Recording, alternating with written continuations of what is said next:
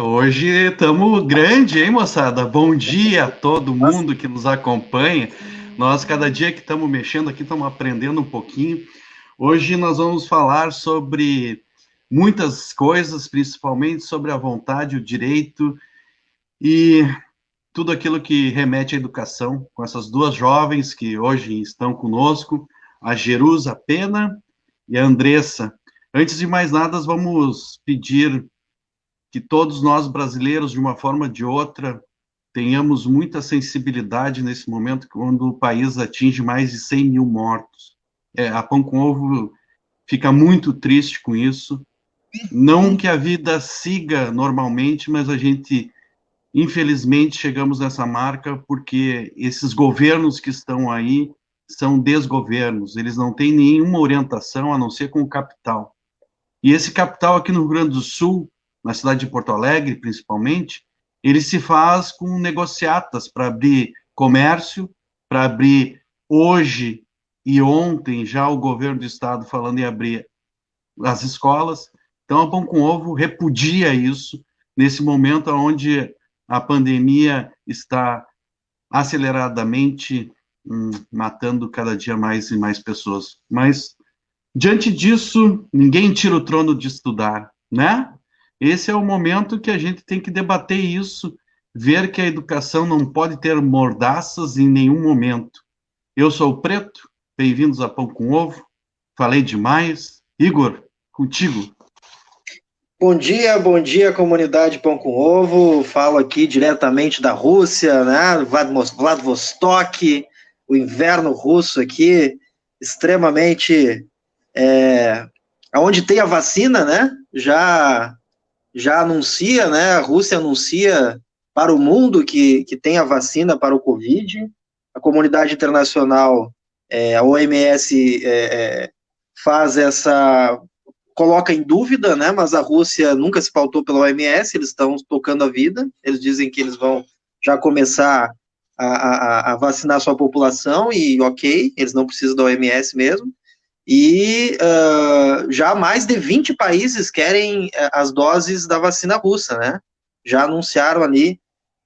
Enquanto isso acontece lá no outro lado do mundo, aqui, como o Leonardo comenta, nós estamos com 103 mil mortes, que não são números, são vidas, e que precisam ser sempre lembradas, e é a motivação de nós estarmos aqui hoje, em memória dessas pessoas, e na luta para que a gente possa salvar vidas, né? E tendo em vista isso, recebemos as nossas convidadas, que vão falar logo na sequência. Antes o Alex vai dar a palavra dele, mas antes eu queria só comentar uma questão, que o Bolsonaro e Guedes, eles vão seguindo um caminho de amarras da economia que não contribui nem para combater a pandemia, nem para retomar a economia e o crescimento econômico no pós-pandemia.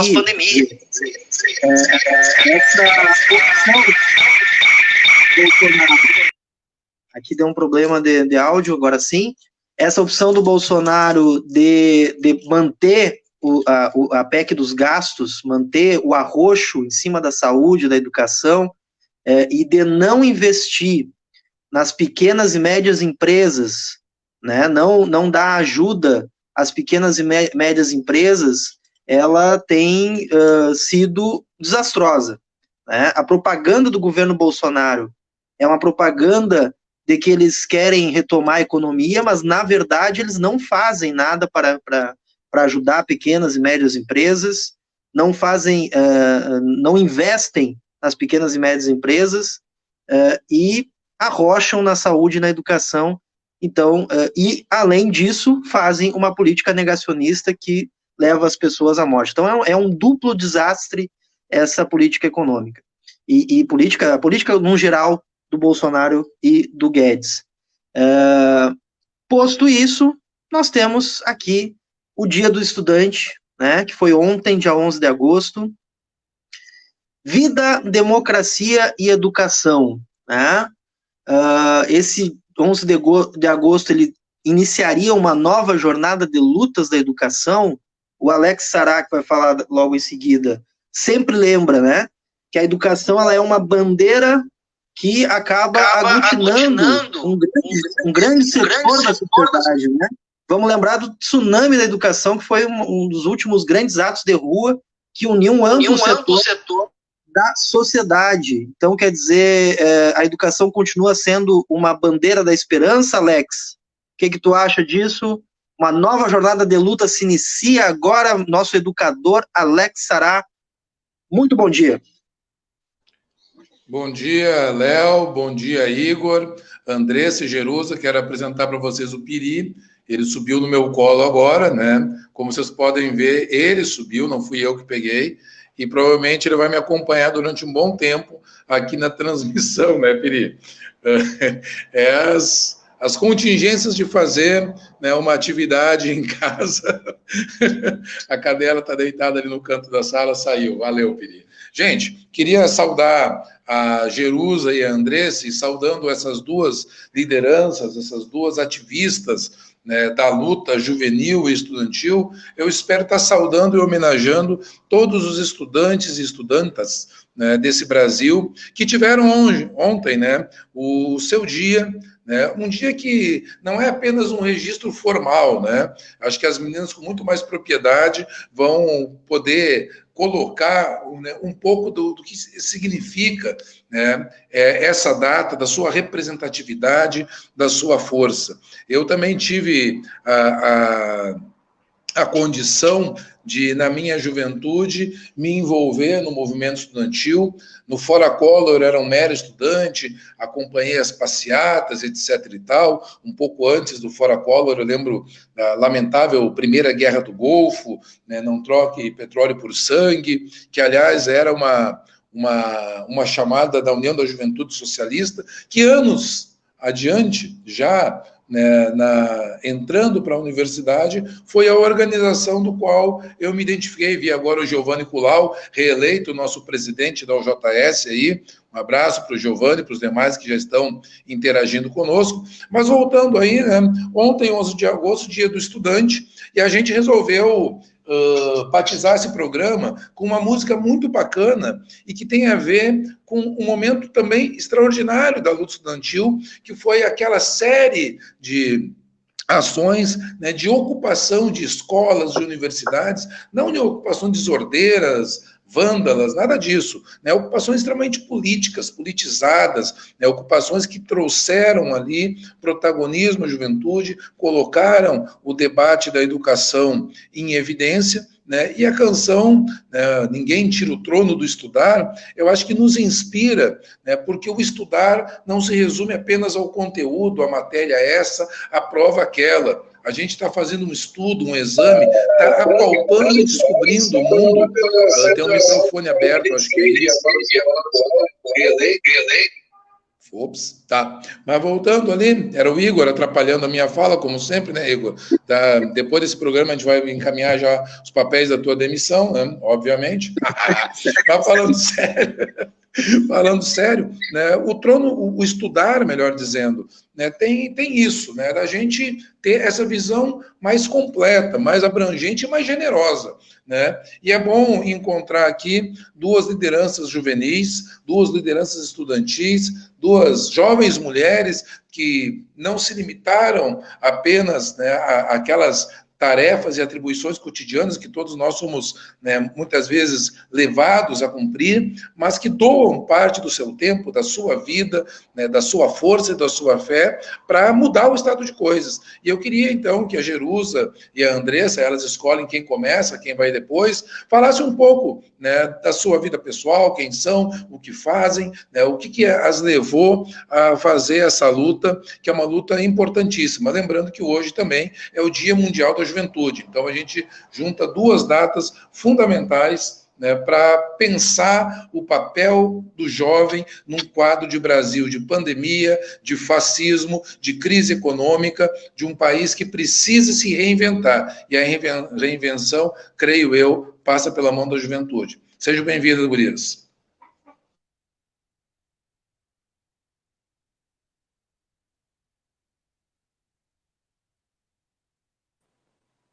Opa, bom dia, gente. Estou com uma dificuldade aqui para ligar o meu microfone. Bom dia, Alex. Bom dia, Igor. Bom dia, Preto. Bom dia, Andressa. Quero primeiramente agradecer o convite da Pão com Ovo de estar discutindo hoje, aqui nessa manhã fria aqui em Porto Alegre, estar discutindo esse assunto tão importante, né, que é o movimento estudantil, que é a luta dos estudantes, que é a importância que nós demos, né, que nós temos nessa sociedade.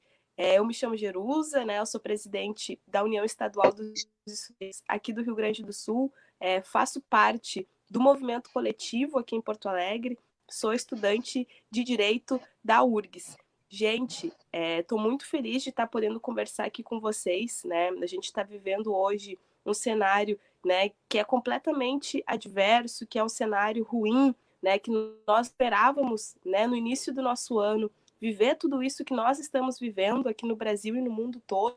A pandemia do coronavírus chegou de uma maneira devastadora aqui no nosso país e, infelizmente, vendo nos últimos meses esses números horríveis, né? Tanto de número de casos quanto de mortos. Infelizmente, durante os últimos dias, né, como foi falado aqui, passamos, né, da marca dos mais de 100 mil mortos e eu, nesse início, quero me solidarizar, né, com todas essas famílias, porque, como muito bem disse o Igor, né, não são números, né, são vidas, e nós, né, enquanto militantes, né, do movimento estudantil, do movimento social, que lutamos em defesa da democracia, em defesa da vida, nós precisamos sim, nesse momento, né, demonstrar aquilo que os nossos governantes hoje não vêm demonstrando, né, a solidariedade, que é o respeito, né, com a vida dessas famílias, que é o respeito com a vida dos trabalhadores e dos estudantes que estão sofrendo das mais diversas maneiras negativas, né, com as consequências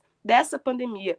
E importante a gente frisar aqui, né, que o movimento estudantil, né, a luta dos estudantes, ela não parou, né? E eu quero começar por isso, assim, né, que o Igor, né, falou que o movimento estudantil, durante o ano passado, construiu os grandes tsunamis da educação, né? Então, a gente faz a avaliação que, durante o ano de 2019, foram os estudantes, foi o movimento educacional que construiu os maiores movimentos de oposição ao governo Bolsonaro, né? Então, a gente construiu, durante aqueles meses, grandes manifestações, grandes debates em defesa da educação, porque hoje a pauta educacional é o que une, né, o povo brasileiro contra Bolsonaro, né? É o que une o povo brasileiro contra todas essas desgraças que vêm sendo demonstradas por parte, né, dessa figura que é o Bolsonaro. Então, o movimento estudantil conseguiu construir durante o ano passado essas grandes mobilizações e, através de um movimento de frente ampla, né, nós conseguimos construir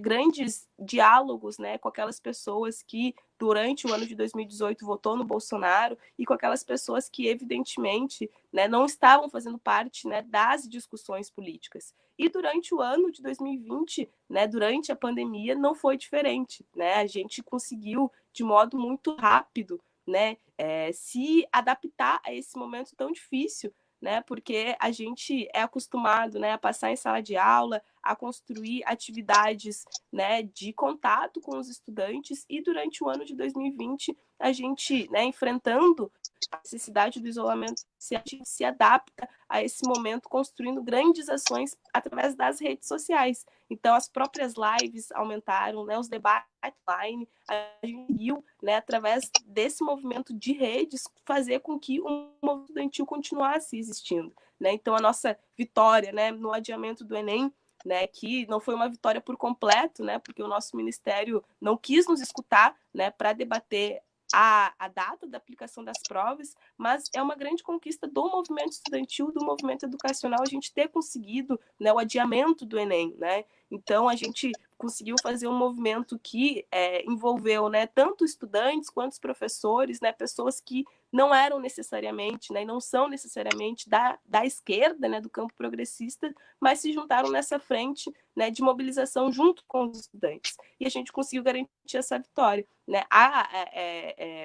O ministro, né, Weintraub, ter saído do governo, né? Hoje eles querem apontar para nós, né, como uma escolha, né, do Bolsonaro, só tirar, né, sair, vou trocar de cargo, mas não. Isso foi fruto da pressão que todo o movimento estudantil, o movimento social fez contra esse ministro que representava, né, que representa o pior, né, o pior desse governo, né, da ala ideológica, né, de querer fazer com que os nossos espaços, né, de aprendizagem, nossos espaços de espalhamento não sejam espaços sérios, mas que sejam espaços de reproduzir a ignorância, né, que é o governo da ignorância. Então, através da nossa mobilização, a gente conseguiu garantir essa vitória e tirar esse ministro da educação, né? E tudo isso durante o isolamento social, tudo isso durante a pandemia. E toda a luta que a gente vem fazendo agora, né, pela aprovação do Fundeb permanente, né? A gente conseguiu na votação na Câmara dos Deputados, estamos aí esperando do Senado, mas todo esse movimento, né, que os estudantes puxam, que os professores, que, né, o movimento educacional das universidades, das escolas se unem para defender o ensino básico, né, se contrapõem às políticas, né, anti-educação desse governo. Acho que isso demonstra que a educação, né, ela é uma bandeira que une. Né? Então, por isso, ontem, no Dia do Estudante, né, a gente fez esse chamado, né, bem amplo, né, um Dia do Estudante como nenhum outro, em defesa da vida, em defesa da democracia, né, em defesa da educação. Porque defender a educação, defender o desenvolvimento da educação é defender a vida, né? É defender a democracia. Né? Então, eu sou uma pessoa que sempre digo, né, que o acesso ao conhecimento, né, é algo que deveria ser garantido para todo mundo. Né? O ato de aprender, né, de tu conhecer as coisas, isso tem que ser algo que deva ser garantido para todo mundo no nosso país. E hoje, infelizmente, a gente não tem isso, né? O número de crianças que estão fora das escolas é gigantesco, né? O número de jovens que não conseguem acessar o ensino superior também é muito alto, e a luta do movimento estudantil é sempre pelo acesso, né? Sempre foi pelo acesso. Uma das nossas bandeiras sempre foi pelo acesso, né? Para que todo jovem, para que toda criança possa ter o direito de concluir, né, a escola, para que todo jovem possa ter a oportunidade de chegar no ensino superior, né, assim como eu cheguei, assim como outras pessoas puderam chegar.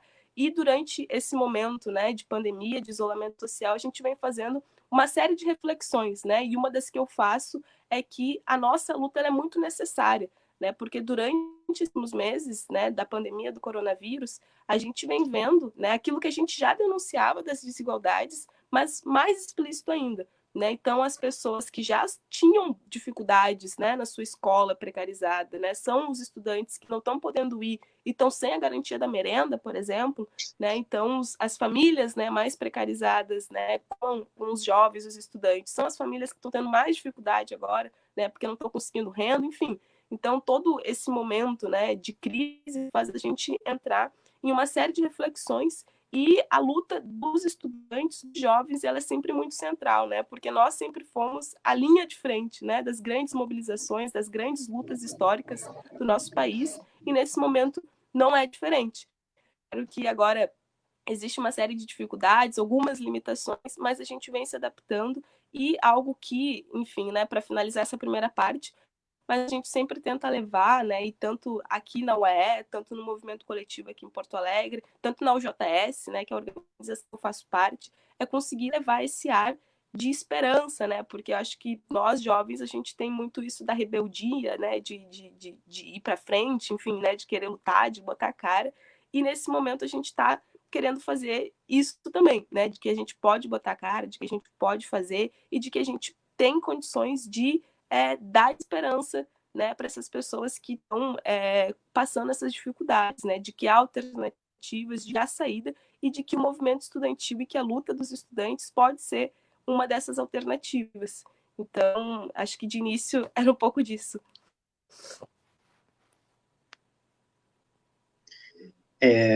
Então, antes de passar para a Andressa, só saudar aqui, né, a nossa comunidade Pão com Ovo, que já está participando, a Kátia Martini Labarte, a Luísa da Silveira, a Amanda Carolina, Giovanni já foi falado, Giovanni Culau, grande abraço aí, né, a Ana Paula Santos, o Bruno Fanquin, o Eduardo Benedetti Gouveia, a Kaique, e o Kaique Silva, né, já participando aí. Bom dia para o pessoal e pedir para o pessoal também trazer as suas perguntas, suas questões aí, e nos ajudar compartilhando também, para que mais pessoas possam participar da Pão com Ovo. Agora sim, bom dia, Andressa, por favor, nos brinde.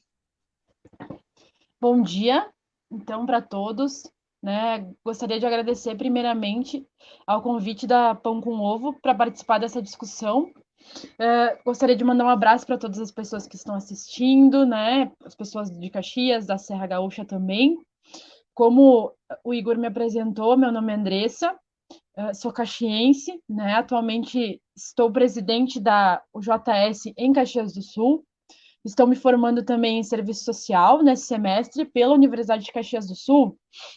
E eu acho que é fundamental, né, a gente propor esses debates nesse momento, porque se a gente fala de educação, a gente está falando do Brasil, a gente está falando da discussão sobre as perspectivas de futuro, né? Então, ontem, dia de estudante, hoje, Dia Internacional da Juventude, e quando a gente fala da educação, quando a gente fala da juventude, a gente está falando do futuro. E como falar de futuro nesse momento tão adverso, né? Então, realmente, assim, o Brasil, a gente não se encontra numa situação favorável para o povo brasileiro. Essa é a verdade. Nós estamos numa pandemia que ela acaba agravando isso. Ela acaba demonstrando as mazelas ainda maiores que nós temos. Mas se nós não estivéssemos em pandemia, sem dúvidas, nós também estaríamos imersos numa crise, né? Eu gostaria de falar um pouco da minha trajetória para poder falar um pouco e relacionar com a importância de todas essas discussões, né? A Jerusa, ela apresentou muito bem, assim, esse panorama do movimento estudantil na atualidade, né? Então, eu iniciei a minha trajetória no Grêmio Estudantil de uma escola estadual aqui da cidade, né? Era presidente do Grêmio Estudantil quando eu tinha 15 anos, e foi com essa participação que eu acabei conhecendo as lutas da cidade. Então, na época, eu acabei me engajando nessa luta geral por conta de uma pauta que nós tínhamos em Caxias, que era uma extensão da URGS para cá, né, para Caxias ou para a Serra Gaúcha. Então, o que fez com que eu conseguisse ter essa perspectiva de enxergar mais além, de pensar no futuro, de participar de fato do movimento estudantil de forma mais ampla, foi essa necessidade que eu via da gente precisar debater sobre as coisas, né? Depois eu ingressei na universidade através de uma bolsa do ProUni e acabei também sendo coordenadora geral do Diretório Central dos Estudantes da UX. Então, quando a gente participa desses movimentos, como já colocado aqui pelo Alex, é porque justamente a gente começa a se dar conta que falar da nossa escola, para falar da nossa escola, a gente precisa falar de como que está a realidade como um todo, né? E o movimento estudantil, se a gente pegar o surgimento da União Nacional dos Estudantes, da União Brasileira dos Estudantes Secundaristas, a gente vai ver que a UNE, por exemplo, surgiu no combate ao nazismo na época, e a UB surgiu com uma campanha do petróleo é nosso, né? Então, a gente falava e se preocupava com a questão educacional, mas o projeto de Brasil, ele estava na frente, porque não há como a gente falar da educação falando somente de educação, né? Na atualidade, o que muito nos preocupa é justamente as perspectivas assim que os estudantes e os jovens eles têm, né? Hoje é muito difícil para as pessoas no geral, para as pessoas comuns que estão tendo dificuldades, pensar, por exemplo, como que vai permanecer na escola, né? Então, essas coisas, elas precisam nos preocupar, porque como é que a gente vai debater o acesso ao ensino superior se as pessoas hoje não têm perspectiva nem de terminar, por exemplo, o ensino médio, né? Isso sempre foi um problema que nós tivemos. Aqui nós temos a presença de professores. Acredito que vocês conhecem a realidade muito bem das escolas também e da própria categoria, né? Mas falar de um Brasil que tem mais de 30% da juventude desempregada é falar de um Brasil que simplesmente diz o seguinte: não, se tu não quiser terminar a escola, não precisa, porque para que estudar?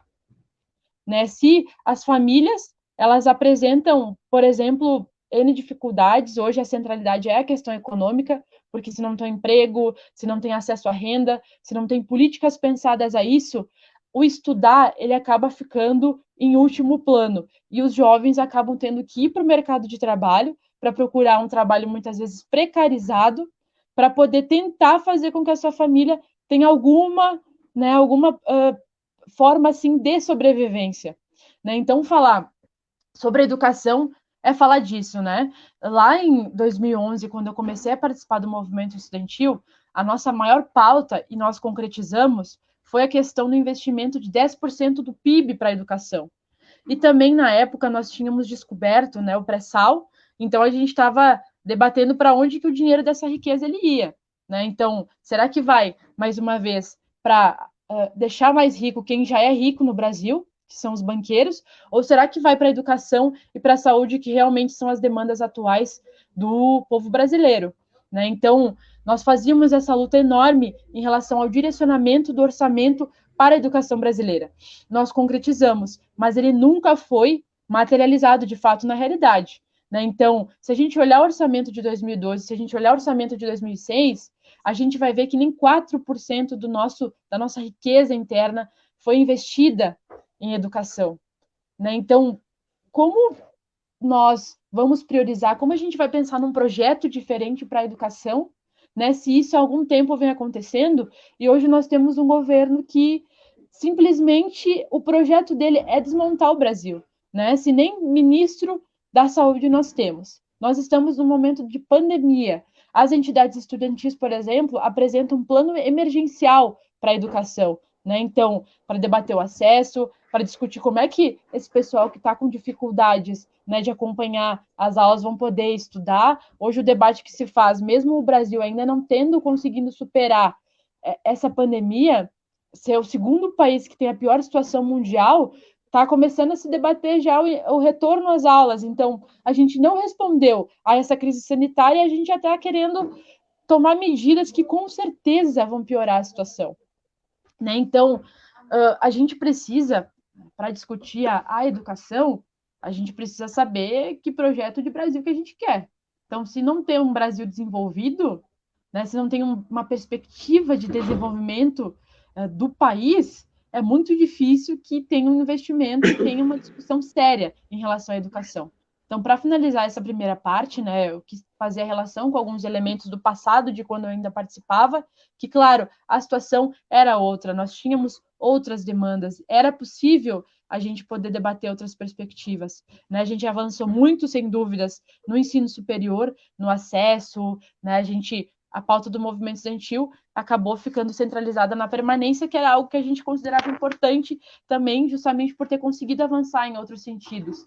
Mas se a gente for olhar, por exemplo, a escola, nós tivemos poucos avanços na forma como a escola estava estruturada, no modelo educacional e no próprio investimento. Né? Se a gente for falar das escolas estaduais aqui do nosso estado, né, acho que isso fica ainda mais evidente.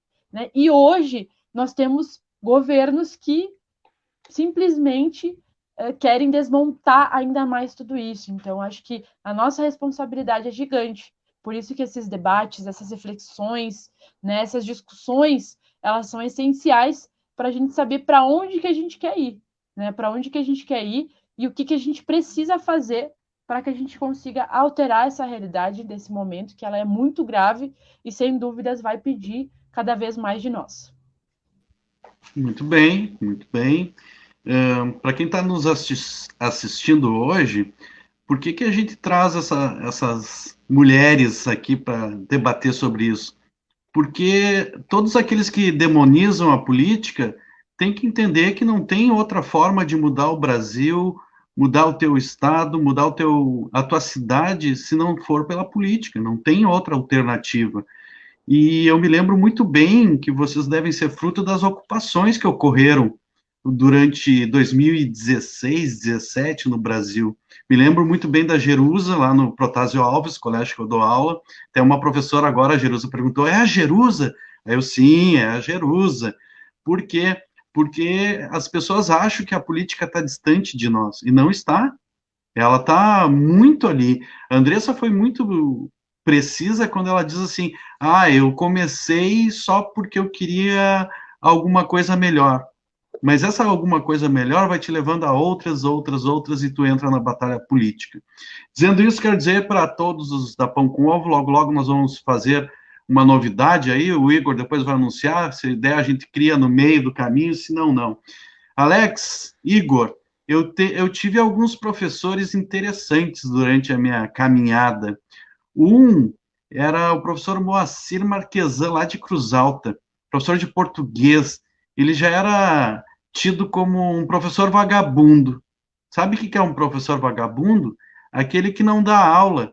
Mas como assim, professor Leonardo Preto? Como assim? Ele é o teu ídolo, sim. Ele nos dava aula de português, sabe como? Com um jornal. Cara, eu nunca aprendi tanto português como aquele cara. E aí tu põe 20 maluco lá que não paravam quieto, cara, e a gente ali aprendia muito. Mas ele nos cativou, fez uma aula muito diferente, até hoje a gente se lembra daquele cara. Outro aí de Santa Maria, Igor, é o já falecido Joel Abílio Pinto dos Santos. Que homem! Ele dizia assim para mim, Leonardo Preto, se tu vai fazer alguma coisa e não assinar, para mim não vale nada. Toca o baile aí, Igor. Então, quero saudar aqui o Pedro Renato Silveira, a Márcia Silva, que também estão aqui acompanhando, né? E eu quero aqui comentar, já foi falado pelo Leonardo, nós estamos esse ano é um ano, além de toda essa situação que está acontecendo, é um ano em que as cidades vão discutir as suas prefeituras, enfim, as eleições municipais, né? E aí eu gostaria de comentar, porque, enfim, nós temos lideranças aqui, a Andressa é de Caxias e a Jerusa é de Porto Alegre. Eu queria que vocês comentassem um pouco como que vocês estão se organizando para esse debate das eleições municipais, né? Qual é a visão de vocês, porque aqui a gente consegue ter um panorama de duas cidades que são bem importantes no Rio Grande do Sul, né, a capital, e uma das cidades mais ricas e que movimenta a economia no Rio Grande do Sul, que é Caxias. Então, como é que vocês estão enxergando, como é que vocês estão se organizando, como que a juventude pode contribuir nesse debate das cidades, né, e das eleições municipais, como que vocês enxergam isso, né? Fica essa pergunta. Antes, ouvir aí o nosso professor Alex, que também traz para o debate. Joana Martins também, dando sua saudação. Comunidade Pão com Ovo se formando e enfim, tem novidade por aí, Leonardo, hein? Vamos falar essa novidade aí. A gente está montando a nossa comunidade Pão com Ovo, né? O nosso grupo no Facebook. Em breve estaremos com novidade. Alex, o que tu acha dessa situação toda? Bicho, pergunta difícil, né?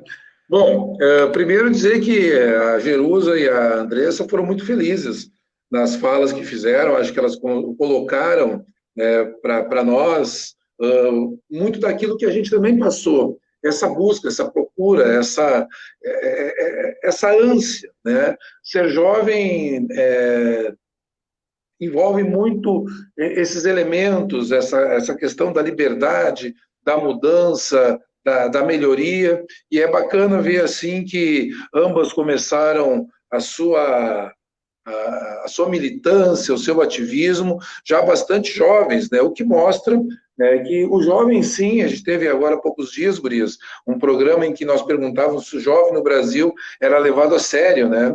Inspirado naquela música do Charlie Brown Jr. tal, e os dois debatedores, os dois painelistas, o Lifas e a Ariadne, colocaram muitas questões extremamente pertinentes e que mostravam fundamentalmente uma juventude que está muito antenada, muito conectada e que tem uma grande capacidade de já apreender a realidade e conseguir desenvolver, né, por conta própria, claro que também com o auxílio da experiência e de outras referências, mas uma visão, né, da própria geração, da própria condição, né, condição essa, inclusive, que eu queria explorar um pouco. O fato, especialmente nas escolas públicas, eu também sou oriundo de escola pública, de universidade pública, né, do estudante, na sua grande maioria jovem, né, do estudante também ser trabalhador. E como é que vocês visualizam, como é que vocês analisam isso, já que hoje a precarização do mercado de trabalho é tamanha, né, que se criou inclusive um neologismo, né, a ideia do precariado, né, um termo ali para mostrar que não basta apenas ser proletariado, é o proletariado precarizado. essa relação estudo-trabalho, como é que vocês veem e como é que vocês imaginam transformar ou transbordar, né, essa questão para, por exemplo, as plataformas políticas que vão estar em debate nas eleições, né? É importante saber que tem jovens interessados em política e jovens capazes, né, de fazer essa discussão e as relações estabelecidas entre um e outro, no sentido de a gente ter uma juventude com perspectiva, né? Eu falo para os meus alunos, Andressa, que eu digo assim, que louco, né, meu? Tu pensar que lá 200 anos atrás, né, os filósofos e os constitucionalistas, né, pautavam como elementos das leis de um país o direito à felicidade.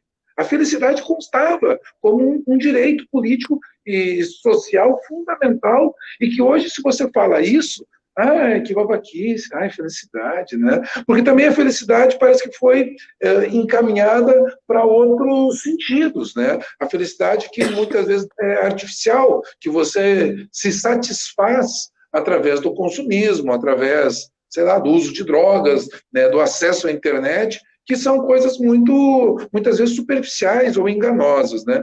Então, essa relação educação e trabalho, eu gostaria de, em algum momento, não sei se nessa fala, num próximo bloco, que vocês abordassem. E a outra questão, assim, vocês pegaram, acredito que uma parte dessa situação, né, o debate sobre escola sem partido, né? Como se a escola não devesse tomar parte das questões que afligem, né, especialmente a juventude, especialmente os estudantes. E assim, né, o propósito de um retrocesso tremendo, quando você tem uma juventude cheia de curiosidades, cheia de dúvidas, cheia de dramas, né, e de tragédias, lamentavelmente, e que precisa encontrar na escola, às vezes, não a neutralidade naquele sentido de não tomar lado, mas o campo neutro, porque na família é difícil, né? Porque no meio social, às vezes, né, os colegas, os amigos, as companhias também estão sofrendo daquele mesmo drama.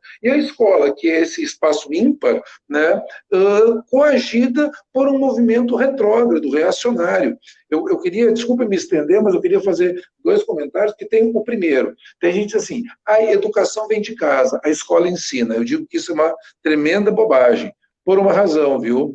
Eu já tive que, muitas vezes, discutir sobre machismo, sobre racismo, sobre todas as formas de preconceito, né, que aparecem nas falas dos alunos e que, lamentavelmente, muitos deles, eles trazem da onde? De casa, da família, entendeu? E é a escola que vai educar, né? A segunda questão que eu acho importante frisar é justamente isso, né?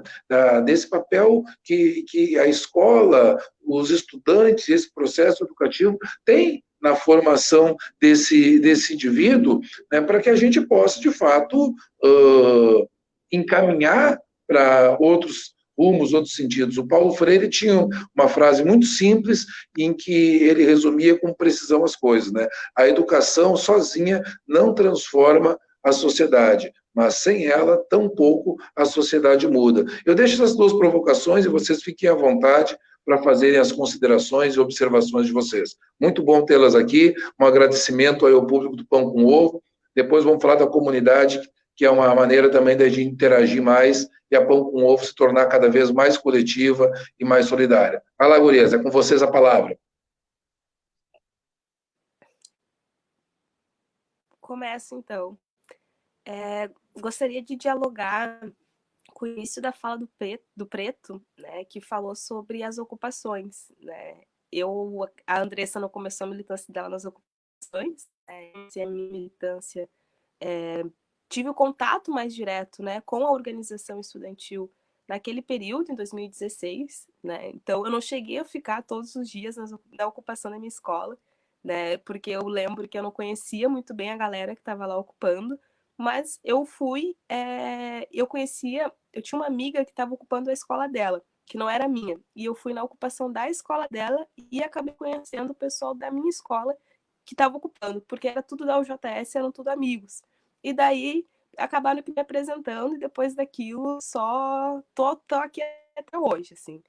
E depois das ocupações, em 2016, né, eu participei da eleição do Grêmio Estudantil da minha escola, né, fui da gestão do meu Grêmio durante 2017, e foi durante aquele ano, né, em si, que eu tive um contato mais direto com o fazer política, né, porque hoje, né, tenho entendimento de que tudo é político, né, as relações sociais, elas se estabelecem, né, em cima de relações políticas, então tudo que a gente faz é político, mas eu tive um contato mais direto com a política em si, né, de fazer a política, do ato político, de organização, no Grêmio Estudantil da minha escola.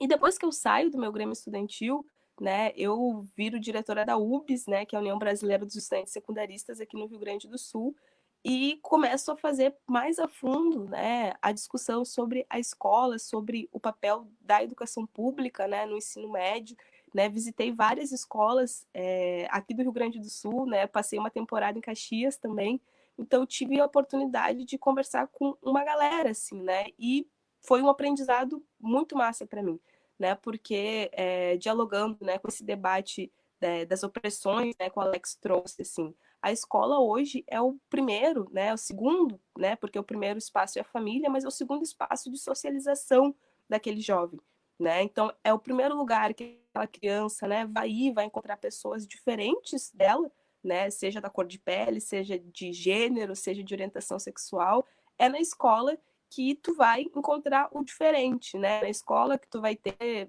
né, a mais variedade de tipo de pessoas e famílias e origens, né? Então, como que a escola não vai ser um espaço que tu discuta, né, racismo? Como que a escola não vai ser um espaço que tu discuta machismo, né? Como que não vai ser na escola que eu vou discutir sobre a política institucional, né? A escola precisa ser esse espaço, né? Se na escola vai ser o primeiro lugar que eu vou sofrer racismo, né? Por que eu não vou discutir como que eu tenho que combater o racismo dentro da escola? Né? Se é na escola que eu vou sofrer o meu primeiro ato de homofobia, né, LGBTfobia, por que a escola não vai me ensinar a combater isso? Né? Então foram várias reflexões, né, que eu individualmente aprendi assim durante essa minha militância no movimento secundarista, né, porque é uma discussão meio complexa, assim, né, porque a gente tem aí todo dia, né, a tecnologia avançando, né? Todo dia a gente tem um celular novo, um computador novo, tudo saindo novo, e a gente tem o nosso modelo escolar de sala de aula, né? O mesmo de há décadas, né? De anos atrás, né? Não passa por um processo evolutivo, né? A gente tem a nossa escola hoje no mesmo padrão de há muito tempo atrás, né? Então discutir uma renovação, né? Que eu me lembro que eu fiz bastante essa discussão, ela é difícil, né? Porque existe hoje muito uma estrutura conservadora, né, do que é a escola, né? Eu acho que isso que entra o lance do escola sem partido, né? Que inclusive foi um dos motivos de a gente ter ocupado as escolas em 2016 aqui no Rio Grande do Sul, né? Contra o projeto do escola sem partido, que na verdade é a escola de um partido só, né? A escola sem partido é a escola de um partido só, né? Quais que eram os partidos, né, daqueles que defendiam a escola sem partido? Então, lembro que foi uma discussão que, assim, né, como essas discussões que a gente vem fazendo agora, também mobilizou uma parcela, né, da sociedade, dizendo, né, que a escola precisa ser um espaço de discussão, né, múltipla, né, das múltiplas discussões, né, que não pode ser a escola de um pensamento só, mas que isso também entra, né, numa outra questão familiar, enfim, né, que gera várias complexidades. E a luta do movimento estudantil é para que a escola seja esse espaço mais amplo, né, de política. E daí, conectando com esse debate sobre política, né, com a minha formação na militância durante esse período, eu também comecei a enxergar a política de um modo diferente, porque nós, né, jovens, né, ainda mais negros, de periferia, a gente tem a visão de que a política, né, desde muito cedo, que é algo que não é para nós, né, que é algo que é distante de nós, né? A política não é algo que nunca é cogitado para nós, né? Fazer a política institucional, né, parlamentar especificamente, é sempre algo que nunca é cogitado para nós. E quando tu começa a militar no movimento estudantil, né, quando começa a militar no geral, tu começa a ter outro entendimento das coisas, né? Porque é na Câmara de Vereadores, né, é no Congresso Nacional, é no governo do estado, é na prefeitura, coisas da minha vida, né? Sobre as coisas da vida da minha família, dos meus vizinhos, e por que que eu não vou poder estar naquele espaço para conseguir fazer essas discussões, né? Que são para as pessoas como eu. né? E essas reflexões sociais que eu comecei a ter durante aquele período, né? E, enfim, assim, né? A gente constrói hoje aqui em Porto Alegre o movimento coletivo, né? Que é essa candidatura coletiva aqui na cidade, e a gente tenta trazer muito disso. E eu acho que não é só no movimento coletivo, eu acho que as candidaturas, né, da UJS no geral, né, pelo Brasil todo, a gente tem muitos candidatos jovens hoje pelo Brasil todo, né? Aqui no Rio Grande do Sul a gente tem uma série de candidatos da juventude da UJS, e a gente tenta trazer isso, assim, né, de que a política, ela pode ser diferente, né? Ela não precisa ser feita pelos mesmos, né? Então é uma renovação que ela é de verdade, né? Então de apresentar isso como algo diferente, em especial com a candidatura coletiva, é mais difícil ainda, porque as pessoas não estão acostumadas com isso, né? Que em Porto Alegre vai ser a primeira eleição, né? Que vai ter candidatura coletiva, então as pessoas já não têm, né, o total do conhecimento de como que funciona um processo eleitoral, né? De como que faz para participar, e chega com mais esse lance de candidatura coletiva. E a gente vem apresentando isso, né, de um modo diferente, assim, que a gente está construindo uma pré-campanha, né, feitas por muitas mãos, né, queremos fazer a campanha, né, de modo coletivo também, e futuramente a gente ter esse mandato coletivo aqui na Câmara de Vereadores para trazer todas essas pautas, né, que são nossas, né, que são do progressista, que é de esquerda, né? Que em Porto Alegre a gente tem a Manuela também, né? Então, muito conectado com todas essas discussões, a gente tem expectativa, né? De que pode trazer bons frutos. E, para além disso, assim, né? Um dos principais objetivos é conseguir a presença política de um modo diferente para as pessoas, né? Fazer com que as pessoas possam, né? Acharem que elas podem fazer isso, né? Como eu achava que eu não podia, e hoje eu acho que eu posso, inclusive quero muito, né? Então a gente levar esse espírito para as pessoas, né? E eu acho que a candidatura coletiva ela tem muito disso, né? De eu posso opinar, de eu posso construir, não vou só votar. Então é mais ou menos isso. Desculpa. Andressa, só tu me dá um minutinho, só falar aqui a Magda Schmidt, né? A Amanda já falei antes, o Hector Oliveira, o André Beck, o nosso Neco, né? Também conhecido como José Luiz Rockenbach, também participando aqui. E foi criada a comunidade já com ovo, né? Enquanto nós estávamos aqui ouvindo a Jerusa, já foi criada a comunidade, então quem está acompanhando já pode participar, já pode ali entrar na comunidade Pão com Ovo, que aí vai ficar recebendo as notificações e vai poder também participar e contribuir com mais conteúdos, enfim, vai ser bem bacana. A Ana Paula Santos também, a Márcia Silva, que falou das ocupações, a professora Márcia Silva, que na escola dela teve ocupações em 2016 e foi muito bacana, teve muitos frutos. Ela lamenta que não teve continuidade, porque, enfim, os alunos vão se formando e aí muda o perfil e aí acabou não tendo continuidade, mas ela saúda aí os jovens que são o futuro do nosso país. Manda um abraço aí, então. Ana Paula Santos também fala da importância da juventude aí, a nossa professora Ana Paula Santos. Andressa, por favor. Eu queria começar aí as minhas reflexões dialogando um pouco com a fala da Márcia e da Ana, claro, da Jerusa também, mas o comentário delas conectaram com as coisas que foram trazidas.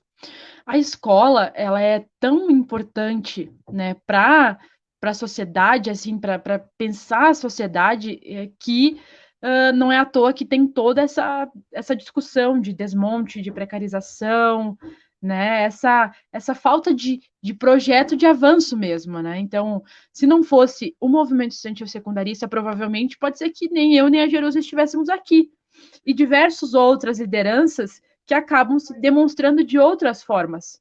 Então, a escola ela tem esse papel de potencializar, sim, a sociedade. Ela pode ter esse papel.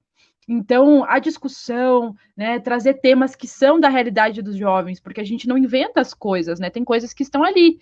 E tu dizer que isso não pode ser discutido é ignorar toda uma realidade das pessoas que estudam ali, dos próprios professores, a realidade social. Então, por que não debater essa realidade? Né? Porque não se quer que ela seja alterada.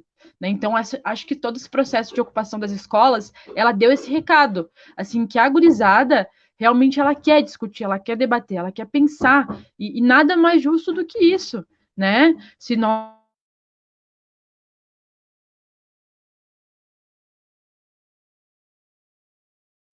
Pequena travada aí na Andressa, mas é isso. Eu acho que, penso eu, que uma das questões que foi levantada ali pela professora Márcia reflete mais ou menos isso que a Andressa estava falando e que a Jerusa também muito bem explorou, que é a questão, Igor, por que que a educação é tão cara para nós? dúvidas assim, Principalmente porque quando tu tolhe as pessoas de ter uma educação e ter o apropriamento de uma questão política, elas ficam fora do processo. Mas eu não quero mais falar, retorna aí, Andressa.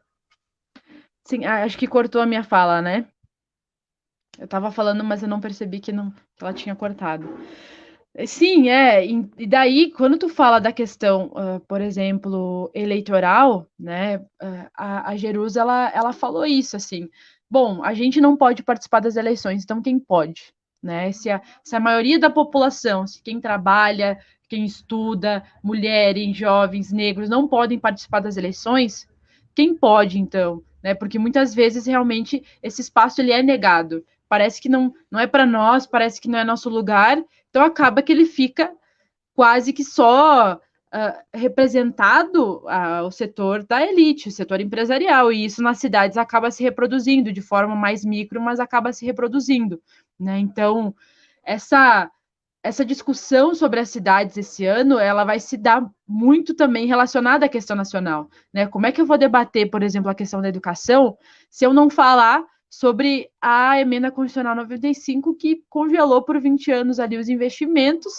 e provavelmente a gente vai ficar amarrado para poder fazer discussões, investimentos mais amplos, né? Agora, é necessário que se apresente também uma discussão do papel do Estado. Então, o Alex antes comentou dessa relação do trabalho e da juventude, porque quando a gente é estudante de escola pública, parece que é inaceitável que tu não trabalhe. Né? Existe esse sentimento, inclusive na própria escola, inclusive dos próprios professores, dos próprios estudantes. Então, chega nos 16 anos e tu não está trabalhando, parece que é um crime. Então, para a gente, é obrigatório trabalhar e estudar. Agora, para a classe média, para setores que têm mais condições, parece que só o estudo já basta. Né? Mas qual trabalho, quais condições que a gente vai oferecer para a juventude para que ela possa continuar estudando? Então, não dá para ser um trabalho que inviabilize o estudo, e isso o Estado precisa debater. Né? A prefeitura, por exemplo, ela tem que. Bom, pode ser que ela não tenha condições de estar, de influenciar em todos os aspectos, mas ela precisa discutir isso e fazer com que todas as legislações, o aparato jurídico legal, que ele possa beneficiar e favorecer a essa juventude, né? E também, quando a gente discute a questão do trabalho, a gente está falando sobre o desenvolvimento econômico. Então, aqui em Caxias, a gente teve quase 10 mil vagas de trabalho fechadas na pandemia, né? E as perspectivas a gente não tem, né? E se tu for falar da juventude, a gente está com mais de 30% da juventude desempregada, né? E daí, como eu falei, de escola pública, às vezes não trabalhar é simplesmente tu dizer que a pessoa não vai mais estudar.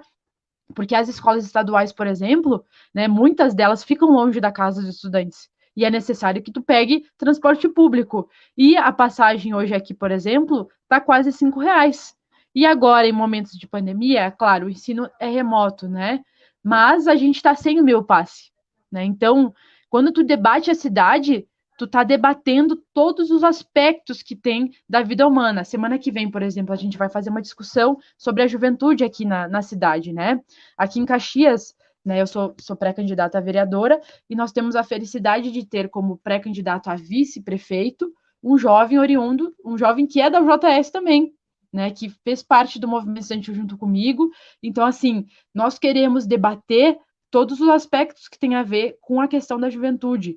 E daí, para mim, hoje, e acredito que para vocês também, não tem como tu falar de educação pública e dos jovens que estão ali sem tu falar do mercado de trabalho. E é papel do Estado, sim, pensar como que vai se dar esse trabalho para que as pessoas tenham condições de continuar estudando. E também pensar, inclusive, em formas de permanência na escola, né? Porque a gente sabe que muitos jovens acabam deixando a escola por problemas que tem fora dela.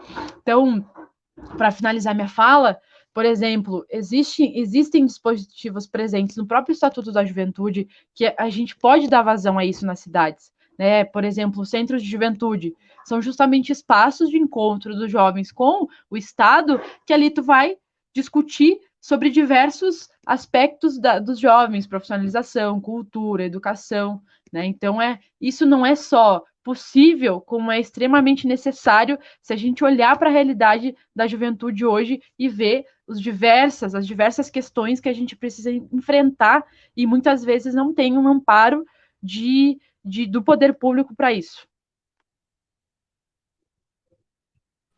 Sem dúvida nenhuma. Quem nos acompanha hoje aqui na Pão com Ovo tem que ter essa noção. Não se muda nada por toque de mágica.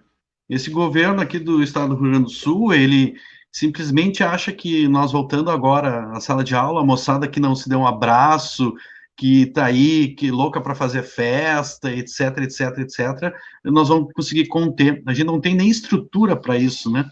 Mas o governo do estado, ele infelizmente, vamos falar bem no português aqui, Alex, como a Pão com Ovo tenta fazer. Cara, é uma jogatina. Que jogada que esse cara está fazendo? Por quê?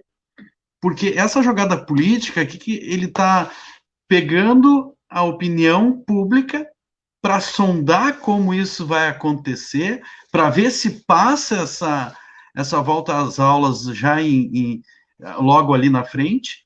É uma baita jogada, mas isso aí é genocida, cara. É uma irresponsabilidade desses governos. E dizendo isso, eu quero dizer para todos que estão participando que esses três que estão falando aqui, e o Fernando hoje que não pode participar, devem estar naquele dossiê lá da antifascista, né? Vocês dão risada, mas eu quero ver depois quando os caras vinham aí bater na tua porta, né? Eu me lembro da minha avó que dizia assim, tu para com essas frescuras, tu para com isso. Aí depois, papo vem, papo vai, ela me diz, meu primeiro voto para presidente foi aquele cara bonito. Eu já, putz, cara bonito, deve ser o Getúlio, né, cara? Não era Igor e Alex, Jerusa e Andressa, era Luiz Carlos Prestes.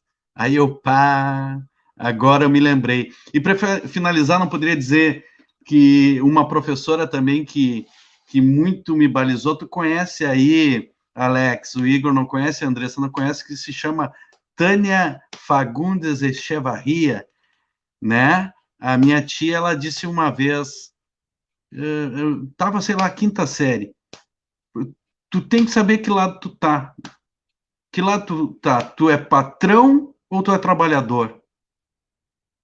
Né? E a partir daquele dia eu me defini enquanto pessoa e não tô do lado do patrão nunca, nunca, Alex. Vai daí, Igor. Temos a audiência aqui das profs, né? A presença das profs aí nos comentários. A Márcia Silva comentou, a Vivian Aires, minha colega na URGS e professora do pré-vestibular popular, né? Essa grande rede de pré-vestibulares populares, que é uma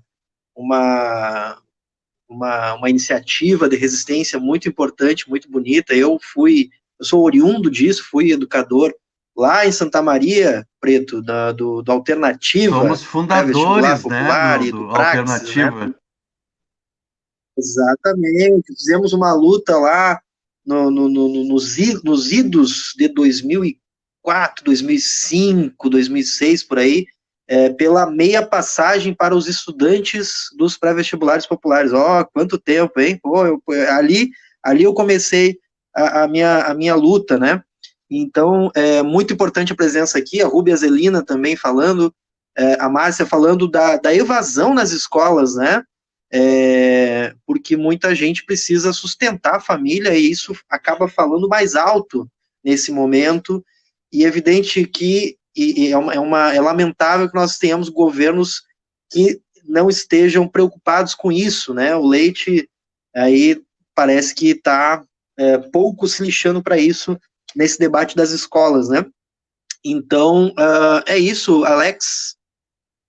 Qual é a sua impressão? Bueno, gente, eu peço desculpas, eu estou atendendo alunos também, né?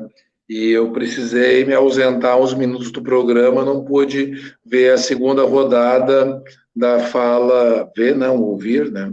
A segunda rodada da fala da Jerusa e da Andressa. Eu peguei um pedaço da fala da Jerusa, mas né, fiquei, como eu tinha que ouvir áudio, enfim. Mas o que eu queria dizer, gente? Peguei agora um pouco do que o Leonardo estava falando e vi ali a postagem da Rúbia e da Márcia. Eu acho que a gente precisa fazer um exercício que não caia em certas ilusões, fórmulas mágicas, né? Logo no início da pandemia se falou que o mundo sairia diferente da pandemia e realmente estavam certos. Os bilionários estão mais bilionários, né, Igor?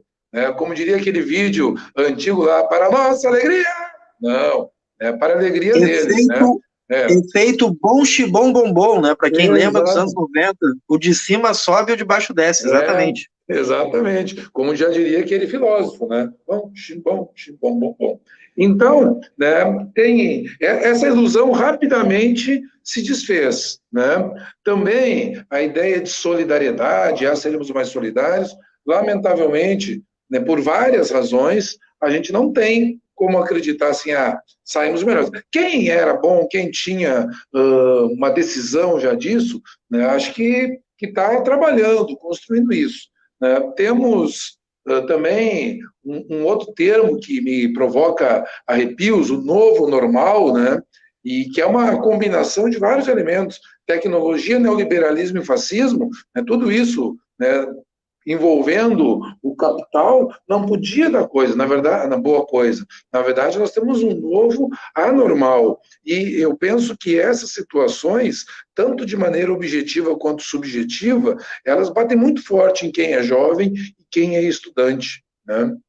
Eu estava agora vendo aqui os comentários da Márcia sobre evasão e da Rúbia sobre aula presencial ainda em tempos de pandemia. Gente, para pensar.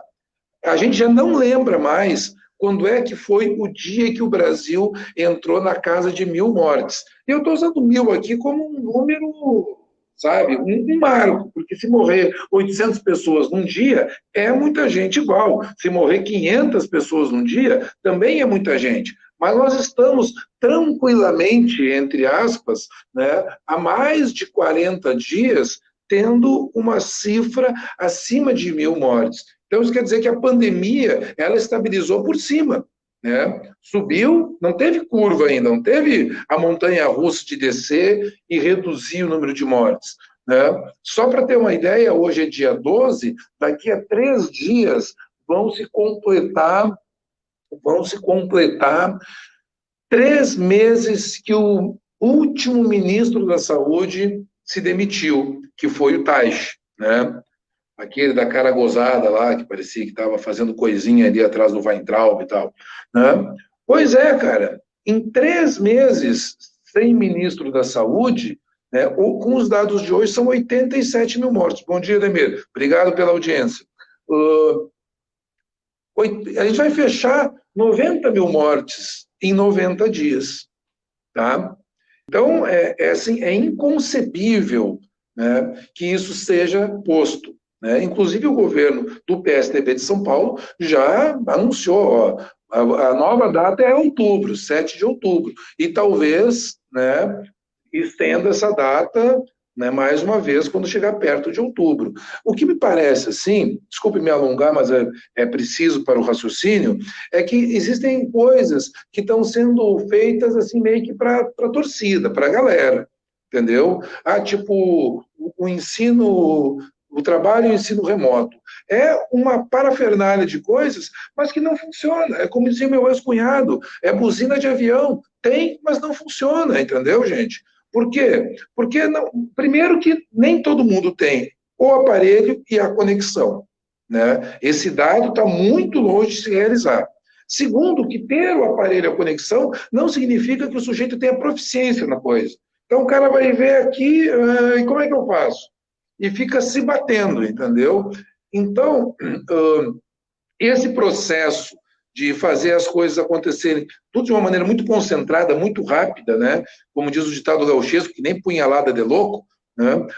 E esse processo não funciona, gente. Isso é só para fazer um mise-en-scène da coisa, entendeu? Então, eu acho que a gente precisa ter muita seriedade, está morrendo muita gente, entendeu? A gente está perdendo pessoas próximas, né? O vírus está contaminando as centenas, né, nas nossas cidades, cidades interioranas. Eu não falo de Porto Alegre ou Caxias, onde vocês vivem, né, mas Taquara, uma cidade interiorana, tem muitos casos, tem mortes, na região também, tem uma cidadezinha vizinha aqui que tem 25 mil habitantes, estava apinhado de casos.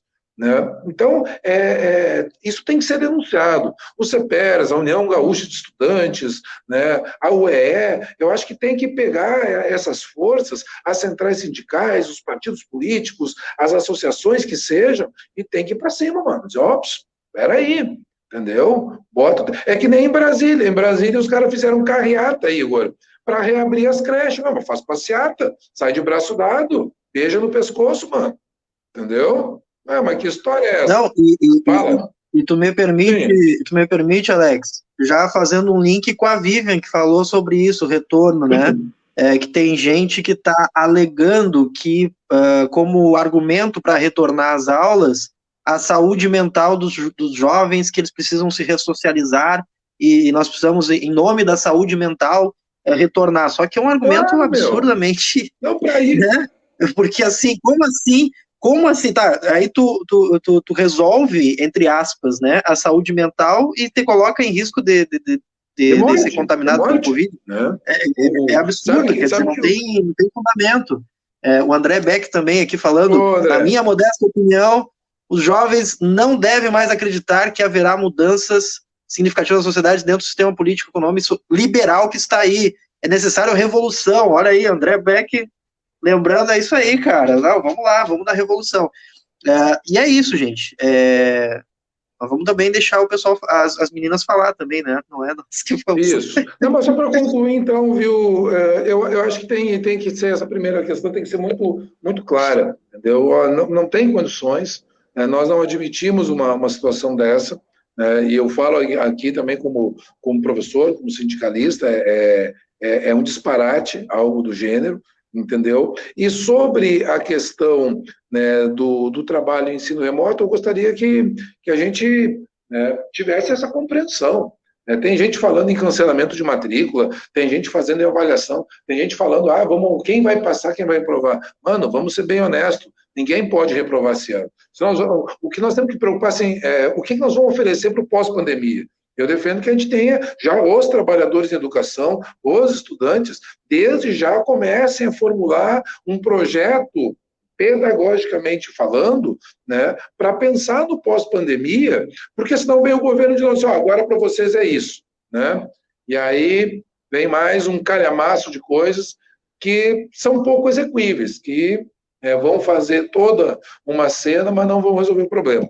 Peço desculpas aí pela extensão, né?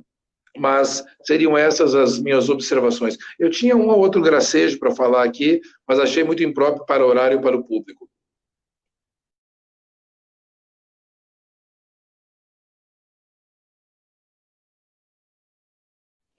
Jerusa? Andressa? Jerusa. Quer falar? Pode falar, Jerusa, depois eu falo. Que eu tô com dificuldade aqui nesse meu microfone, mas consegui. Então, né, acho que esse debate aí tá bastante em alta, né, e acho que falar o ensino remoto nas escolas, né, no ensino básico, no ensino médio, é um pouco diferente do que no ensino superior, né, que é onde eu estou acompanhando bastante essa discussão. Mas, em especial, no ensino básico, assim, né, no ensino médio, né, no ensino fundamental e médio. Acho que é bem difícil, né, a gente tem aí uma parcela, né, se não a maioria dos estudantes de escolas públicas, né, tanto do ensino fundamental quanto do ensino médio, né, das escolas públicas aqui do Rio Grande do Sul, uma parcela significativa, né, de estudantes que não possuem acesso a uma internet de qualidade, né, ou seja, uma internet que dê para apanhar, fazer as atividades, né, não possuem aparelhos, né, computador, telefone, enfim, né, questão estrutural, né, muitos estudantes não têm uma estrutura para manter o seu estudo de casa.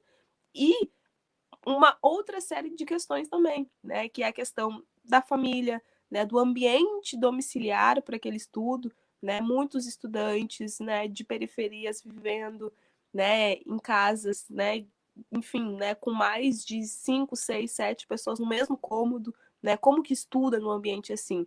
E sem levar em consideração de que aquele estudante, né, ele não está acostumado com o ensino remoto, né, com o ensino à distância. Ele está acostumado com o professor ensinando ele na sala de aula. Então, de uma hora para outra, muda a metodologia de ensino e, com certeza, isso tem impacto, né? A gente está falando de Enem agora em janeiro, né? Como que resolve isso, né? Então, é bem difícil, na minha opinião, né? Acho que na grande maioria da opinião das opiniões, né, dos educadores, dos professores, é difícil fazer essa discussão com a galera das escolas, né? E acho que precisa ser levado em conta, né, as opiniões da comunidade escolar, dos educadores, dos pedagogos, ser algo não de cima para baixo, né, mas precisa ser algo construído, né, as saídas precisam ser discutidas por aqueles que fazem o dia a dia da escola, né, então uma retomada presencial, acho que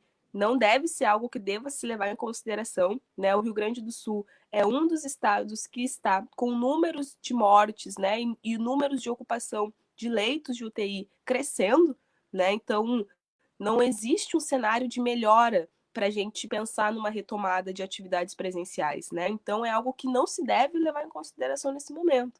E as saídas, né, para a aprendizagem do aluno precisa ser discutida por todos aqueles que fazem parte disso. Já no ensino superior, né, eu sou estudante da URGS, da Universidade Federal do Rio Grande do Sul, né, o Igor faz parte do conselho, né, que discutiu, né, os moldes da aplicação do ensino remoto emergencial na URGS, né, eu faço parte do movimento Defenda a URGS e nós, os estudantes, a gente fez, né, durante, acho que desde março, a gente está discutindo como que seria a implementação desse ensino remoto, porque nós já sabíamos, né, que seria uma realidade, né, a gente, infelizmente, né, não houve, né, sim ou não, né? O ensino remoto ele vai acontecer e nós pautamos, né, fizemos o esforço para pautar quais que seriam os moldes da aplicação desse ensino remoto.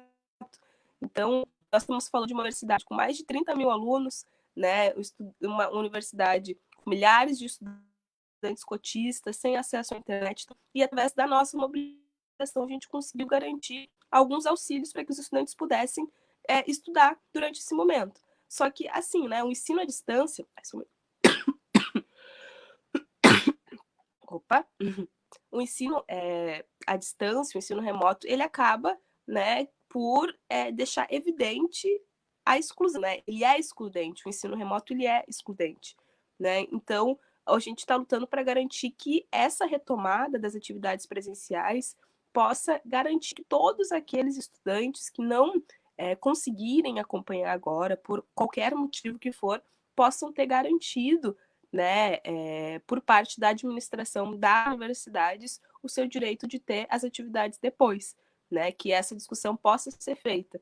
Mas, enfim, né, é uma discussão que está sendo feita por todo o Brasil, as universidades estão implementando isso de modos diferentes, né, tem toda uma outra discussão nas instituições privadas, né, do EAD, que desde março, né, as instituições privadas, né, grande maioria já estavam aplicando, sem passar por um debate com a comunidade acadêmica, né, então acho que é mais grave ainda, né, então é algo que precisa levar em consideração todos os atingidos, né, alunos, professores, todo mundo precisa fazer parte dessa discussão, porque assim como muitos alunos não têm acesso, tem uma parcela de professores que também não tem, né, e como que a gente faz para mediar isso, né, a universidade vai dar esse suporte, né, o Estado vai dar esse suporte, como que resolve, né, então é bem complicado, e nós também não estamos querendo, né, que isso gere mais confusões. Nós queremos fazer parte daquele que quer solucionar esses problemas. Essa discussão, né, para atrapalhar, para fazer confusão,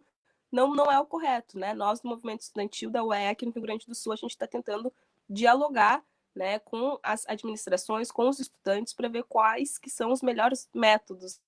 Isso no ensino superior, claro, porque, como eu disse no início, eu acredito que no ensino básico, nas escolas, é um debate mais difícil de se fazer, mas é isso.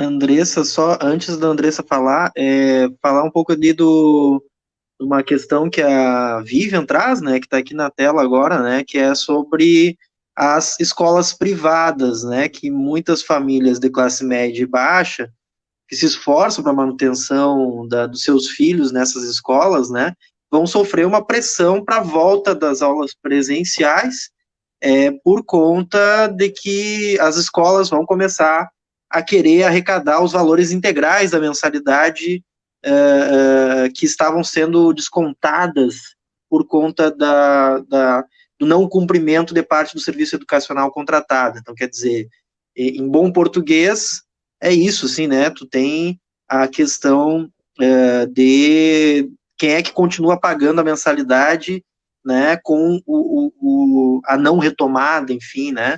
A questão econômica da educação como mercadoria acaba se colocando como uma pressão, né, para o retorno às aulas, né, e que acaba pressionando as famílias e acaba pressionando as escolas, enfim, e não existe nenhum tipo de cuidado por parte do setor público para falar sobre isso, ou para dar um respaldo, tanto para as escolas, quanto para as comunidades, para as famílias, enfim, né, parece que não existe um esforço do setor público para isso. Né? A Márcia também falou ali da sua experiência como pedagoga da educação popular, enfim, enfim, né? Ela fala, se na LDB a educação é pública e de direito, por que cobrar dos nossos alunos uma educação privada? Nossos alunos não merecem a culpa de uma desigualdade social. Aí deu recado a Márcia Silva, a Kátia também falando, a Magda, enfim, é isso, gente. Andressa, por favor, com a palavra. Bom, acho que é muito complicado, né, falar sobre isso. Até eu estava comentando essa semana com o pessoal daqui de Caxias, que, sinceramente, assim, eu não sei como é que os professores estão dando conta dessa demanda, sabe? Eu acho que, pelo que eu vejo, né, das pessoas que eu convivo, que eu conheço, que eu converso, me parece que o trabalho ainda está sendo maior para poder desenrolar todo esse emaranhado de problemas. E a gente fala de comunidade escolar, então a gente fala de professores, a gente fala de estudantes, a gente fala da direção da escola, a gente fala da família. Eu, por exemplo, acompanho aqui alguns jovens da minha família, auxilio meu irmão nos estudos e é muito difícil, né? Se não tem pessoas da família ali auxiliando, não tem como aquele estudante dar conta, sabe? Então tem coisas que a gente precisa falar, entendeu? A gente precisa falar, assim, de qualquer governo sério, para mim, seja estadual, seja federal, estaria primeiro preocupado com o número de mortes que nós estamos tendo e como que nós faríamos para diminuir isso. Isso não está acontecendo no Brasil. E no estado do Rio Grande do Sul, muitas vezes o discurso é de que nós estamos melhorando os números, de que as coisas estão estabilizando aqui. Isso não é verdade, né? Se a gente olhar para as nossas cidades. Então, qualquer governo sério, ele teria primeiro essa preocupação. Bom, como é que nós vamos fazer para diminuir o número de contágios, para diminuir o número de mortes? Porque, afinal de contas, qualquer vida que se perde é uma perda. A gente está falando de 1000 vidas e parece que isso não nos impacta mais. Parece que já naturalizou. Então, a nossa responsabilidade ela é ainda maior nesse momento, porque como não ficar desconfortável numa situação dessa? Sabe que, poxa, a gente está numa situação, assim, lamentável e me parece que não, nós estamos melhorando, né? E daí começa a se discutir o retorno das aulas, sendo que os governos, eles não deram nem conta de atender as demandas das pessoas durante esse ensino remoto. Se a gente for pegar, por exemplo, o exemplo do Maranhão, bom, que o governo verificou lá? Que muitos estudantes não teriam como fazer isso, e os próprios professores, por conta da internet. Então, se discutiu como faria para ter mais acesso à internet, né? Agora, aqui, a gente não vê. Em Caxias, por exemplo, nós fizemos um movimento, as entidades estudantis, de dialogar com a prefeitura e apresentar algumas demandas dos estudantes, né? Uma coisa, por exemplo, que o governo se comprometeu lá no início da pandemia, era que nas escolas municipais os estudantes receberiam um kit alimentação, ou seja, aquela merenda que não estaria sendo ofertada na escola seria oferecida para as famílias. E isso não aconteceu. Desde lá. Então, foi um fator que o governo municipal se comprometeu e ele não fez. Então, assim, nós estamos preocupados com coisas que nós não deveríamos, sendo que o centro hoje é diminuir esses impactos para que a gente consiga, como diz o Alex e a Jerusa, retornar depois, né? Bom, se até no ensino superior a gente tem problemas com a questão da conexão, com a questão das aulas, se a gente for falar da adaptação das pessoas, a gente vai saber que, às vezes, as pessoas não têm como fazer isso na sua casa, né? Então, a gente precisa, sim, é um momento diferente, a gente precisa ter medidas diferentes. Agora, o que os governos estão fazendo é ignorando essa situação para poder estabelecer uma normalidade que não existe, né? Então, o nosso papel dos movimentos sociais, de quem participa da política, é dizer, não dá. Nós temos que atender primeiro isso, olhar para essa situação, para depois ir debatendo e acumulando, amadurecendo, como que a gente vai fazer para poder, assim, dar conta de todas as demandas que vão surgir nesse momento. Né? Todos os países sérios que enfrentaram esse momento de forma séria, eles já conseguiram retomar essas atividades com mais força, mas eles enfrentaram a pandemia quando eles enfrentaram como deveria enfrentar, sendo que o Brasil não fez isso, né? E acho muito difícil que faça. Então, a sociedade, e assim, a gente faz esse esforço de dialogar com as pessoas que não fazem parte, que não estão na política diretamente, né? E pelo que eu vejo das famílias, existe uma preocupação muito grande se retornar às aulas, porque assim, primeiro, é claro que tem a dificuldade dos pais pelo pessoal não ir para a escola, existe isso, né? Agora, existe uma preocupação maior com a questão ainda do vírus, porque se o Estado não resolve nada, quem vai ter que resolver é a família de novo. Então, se o estudante for infectado, quem é que vai ter que resolver esse problema? É a família. E como é que a família vai resolver isso? Então, serão mais contágios, serão mais mortes. Para mim, o debate ele tem que ser sério, né? E a gente não pode ignorar nesse momento problemas que vêm à tona e que eles vão nos pegar. Eu lembro, para finalizar minha fala, no início, né, de toda essa questão que nós estamos passando agora, né, eu me lembro a comoção gigante. Então, a gente tinha uma preocupação para que o Brasil não virasse, por exemplo, uma Itália. Mas hoje a gente está muito pior que a Itália, só que a gente não tomou medidas que nem lá. Então, lá as pessoas não podiam sair de casa e tal, né? No momento que a gente deveria ter feito isso, a gente não fez. E hoje a gente vive uma falsa normalidade. Porque quem não conhece pessoas que já perderam familiares por conta disso, né? Então, isso não é normalidade. E a gente não, no Brasil, hoje, a gente não tem condição de falar que a gente vai diminuir o número de mortes, porque nada indica para isso. Né? Então, para mim, a gente precisa debater algumas coisas para depois debater outras. Então, retorno às aulas nesse momento não dá, sabe? É muito complicado. Parabéns, parabéns. Bacana. Fala aí, Igor, fala aí. Então, Preto e Alex, vamos nos encaminhando, infelizmente. Aqui nós teríamos assunto para ficar o dia inteiro debatendo, né? São assuntos muito, que estão pegando e que são importantes e tal, mas, né, temos que encerrar, infelizmente. Preto, eu queria que tu comentasse o que nós temos aí para o futuro do Pão com Ovo. Semana que vem já temos tema, enfim. Alex também, se puder dar suas impressões finais aí para esse debate. E é isso, da minha parte eu quero agradecer às meninas, a Jerusa, a Andressa. É sempre bom ouvir essa aguerrida juventude, né, essa lutadora juventude. A gente sempre aprende muito com a vitalidade, as ideias que vocês trazem. E também quero que vocês também deem um recado nessa rodada final, qual é o recado que vocês deixam para o pessoal que está nos assistindo, enfim, quais são os caminhos aí das lutas que seguem?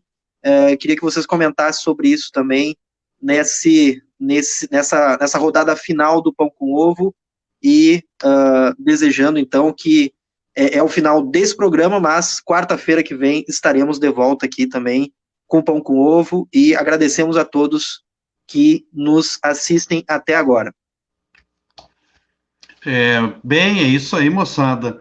Fizemos aqui hoje a nossa comunidade, já está criada lá, depois a gente encaminha os convites, participem, a nossa pauta sempre é aberta, enfim, semana que vem nós vamos ter uma pauta bem interessante, já fico aqui, já divulgando, nós vamos falar sobre essas comunidades, essas páginas, essas lives, essa formação de opinião que os bolsominions agora estão aprendendo a pensar, né? Antes eles tinham só fake news, agora nós temos produção de conteúdo, nós temos aí uma gama imensa de pessoas, ainda poucas, mas que produzem conteúdo. Nós vamos estar falando semana que vem com a página, se não conhecem, assistam, se não me engano, as lives deles são aos domingos, que é a Opinião à Esquerda, e também um convidado aqui que é também da comunidade Pão com Ovo, Oscar Plentes, né? Vamos estar debatendo esse novo círculo que se abre. Diante disso, falei demais, quero agradecer a todos a presença e semana que vem também vamos estar divulgando outras questões que a página vai estar fazendo aí. Passo para o Alex e depois as meninas dão um tchau para nós aí, que já falamos demais até. Não, eu acho que a Andressa e a Jerusa trouxeram coisas muito bacanas. A gente que, como diz o Gonzaguinha, né? Eu acredito na rapaziada, né? Essa música e uma outra que é anterior, que essa eu falo mais para molecadinha ali, sexto, sétimo ano, sabe, gurias?